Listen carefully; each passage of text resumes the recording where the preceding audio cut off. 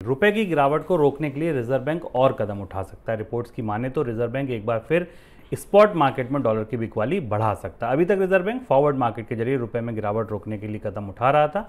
रुपए की गिरावट को थामने के लिए रिजर्व बैंक ने इससे पहले जो कदम उठाए हैं उनका कोई खास असर देखने को नहीं मिला।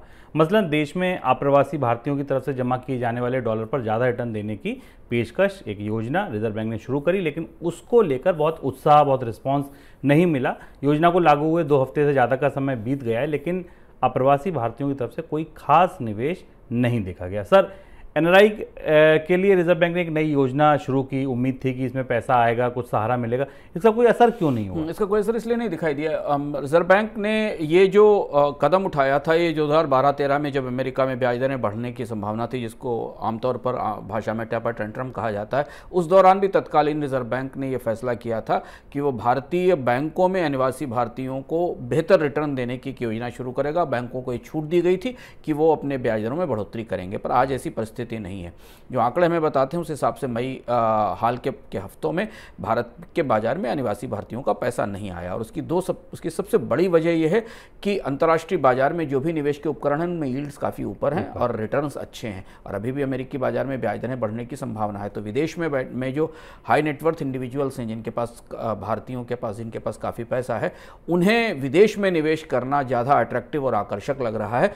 भारत में की जमा उन्हें बेहतर रिटर्न देने की स्थिति में नहीं है। और दूसरी और चीज़ है कि भारत की करेंसी में काफ़ी उतार चढ़ाव है, इसलिए करेंसी से रिलेटेड रिस्क या जोखिम भी बने हुए हैं, और इसलिए अनिवासी भारतीयों ने भारत के रिजर्व बैंक की इस कॉल पर, अपील पर ध्यान नहीं दिया। उनके लिए ये बिजनेस का या बेहतर रिटर्न का सौदा नहीं है कि वो भारतीय बाजारों में अपना पैसा रखें।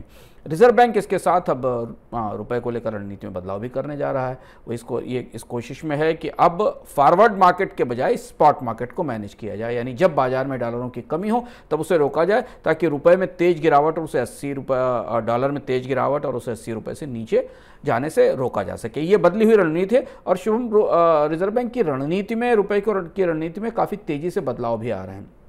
हम हर दूसरे तीसरे दिन एक नए तरीके की कोशिश अब रिजर्व बैंक की तरफ से देखते हैं।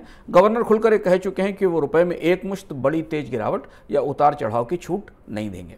सर, ये जो स्पॉट मार्केट में अब बिकवाली की बात कही गई है, अभी कुछ दिन पहले आया था कि फॉरेक्स रिजर्व से $100 छोड़ देंगे, इनसे अब कोई ये रणनीति आपको लगता है मोटे तौर पर बदल रहा है आरबीआई, और फॉरवर्ड से कोई खास असर नहीं हुआ तो स्पॉट से कोई असर हो पाएगा? स्पॉट से इतना ही असर होगा कि मार्केट में अगर तुरंत बड़ी डिमांड आती है तो उसे रोकने में मदद मिलेगी। इस बात की संभावना है कि अगर बाजार में एकदम डॉलर की डिमांड है, और रिजर्व बैंक गवर्नर ने शुभम कल परसों में कहा भी था कि बाजार में डॉलरों की आपूर्ति और की मांग में बड़ा अंतर है, और इसीलिए रिजर्व बैंक बहुत कैलिब्रेटेड ढंग से, बहुत संतुलित ढंग से और बहुत संयमित ढंग से बाजार में डॉलर छोड़ रहा है, क्योंकि विदेशी मुद्रा भंडार 572 बिलियन डॉलर के आसपास तक गिर चुका है, और अब